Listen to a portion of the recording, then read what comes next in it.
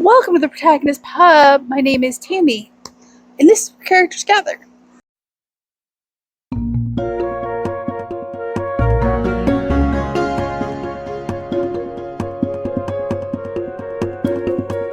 And this is the book club announcement for the October choice.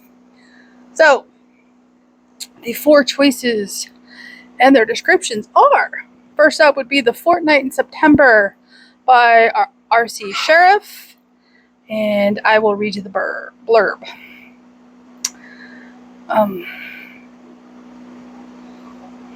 The Fortnight in September embodies the kind of mundane normality the men in Dugout long for. Domestic life at 22 Corunna Road in Dulwich. The train journey via Clapham Junction to the South Coast. No one wants to listen to you. The 2 weeks living in lodgings and going to the beach every day. The family's only regret is leaving their garden where, we can imagine, because it is September, the dahlias are at their fiery best. As they flash past in the train, they get a glimpse of their back garden, where a shaft of sunlight fell through the side passage and lit up the clump of white asters by the apple tree. Okay, you want a bath? Thank you. Okay, now that the bird has had a bath, where was I? This is what the First World War soldiers longed for. This, he imagined, was what he was fighting for and would return to, as in fact Sharif did.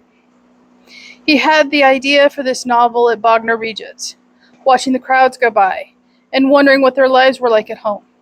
He began to feel the itch to take one of those families at random and build up an imaginary story of their annual holiday by the sea. I wanted to write about simple, uncomplicated people doing normal things. I gotta say, I am very much in the mood for simple and uncomplicated stories. So that would be a great choice. And funnily enough, it is the only one I do not own, and my library doesn't have it. So, okay, next up would be Something Wicked This Way Comes by Ray Bradbury. This is the anniversary edition, and I got this from my library bookshop. So I will read you the back, and the book is nowhere near this long. There's a lot of commentary in this story. So, I think the actual book is under 300 pages. Yeah, the actual book is 265 pages. So, the back. For those who still dream and remember. For those yet to experience the hypnotic power of its dark poetry, step inside. The show is about to begin. Cougar and Dark's Pandemonium Shadow Show has come to Greentown, Illinois, to destroy every life touched by its strange and sinister mystery. The carnival rolls in sometime after midnight, ushering in Halloween a week early. The calliope's shrill siren song beckons to all with a seductive promise of dreams and youth reimagined. 2 boys will discover the secret of its smoke, mazes, and mirrors. 2 friends who will soon know all too well the heavy cost of wishes and the stuff of nightmares. Few novels have endured in the heart and memory as has Ray Bradbury's unparalleled literary masterpiece, Something Wicked This Way Comes. Scary and suspenseful, it is a timeless classic in the American canon.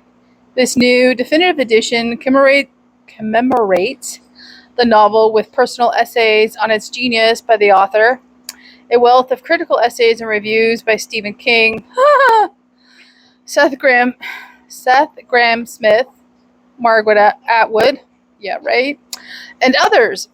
Rare manuscript pages and sketches from Ray Bradbury's personal archive, and much more. Needless to say, I am definitely skipping anything written by Stephen King and or Margaret Atwood. But it is a perfect mood setter for October. Okay. Next up would be The City Baker's Guide to Country Living by Louise Miller. I own this on Audible. And I will read you the blurb.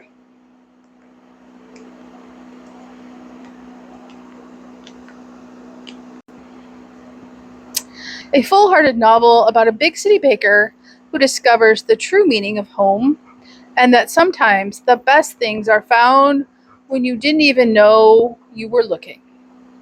When Olivia Rawlings, pastry chef extraordinaire for an exclusive Boston dinner club, sets not just her flambéed dessert, but the entire building alight, she escapes to the most comforting place she can think of, the idyllic town of Guthrie, Vermont, home of Bag Balm, the country's longest-running contra dance, and her best friend Hannah.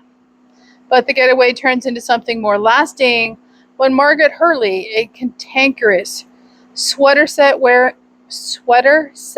wearing owner of the Sugar Maple Inn, offers Livy a job.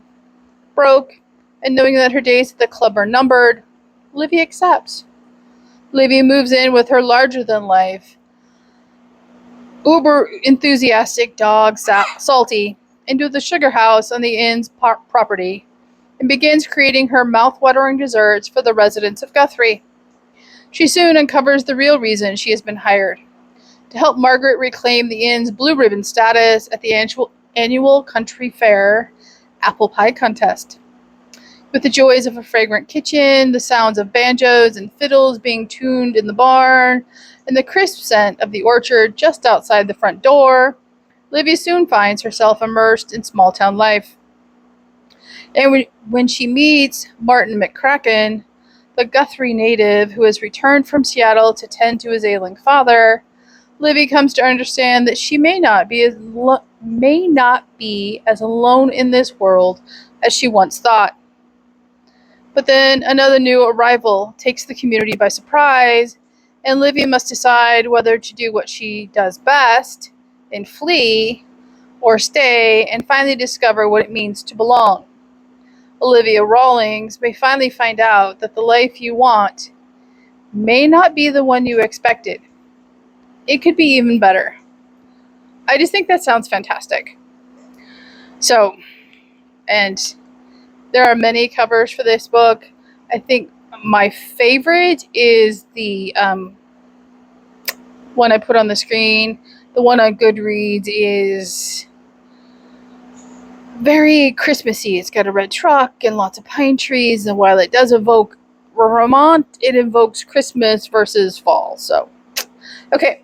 And the last choice for the October poll was The Unmaking of June Farrow by Adrienne Young. This cover is just fall. So I will read you the description.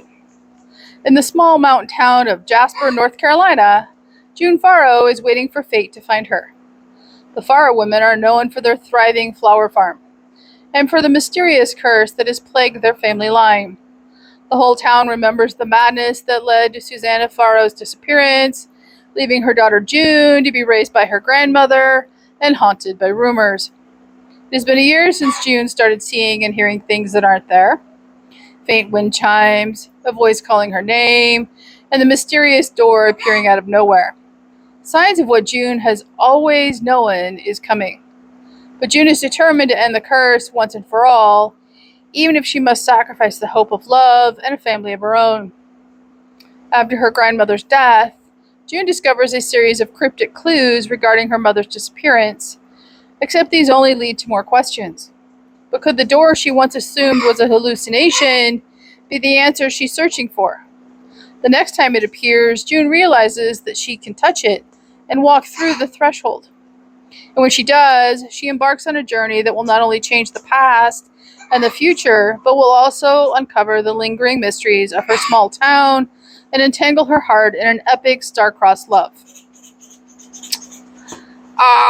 I need to know after that description. I have not read anything by this author. This was actually a book I won off of Goodreads. It's 315 pages in hardback format, and I am definitely intrigued. So, okay, those were the choices for October. So what won? And the winning book is The Fortnight in September by R.C. Sheriff. I am more than happy to go pick up this book. I will tell you, as of the date of filming, which is Friday, before this video is released, it is 8 cents. That's right, 8 cents more expensive to buy the paperback version than the Kindle version of the book. So, you know I'm going to be purchasing the paperback version. And it has a completely adorable cover that I just absolutely love. I know that Miriam over at Miriam Elizabeth Reads has recently read this and loved every word of it. I am very much looking forward to this book.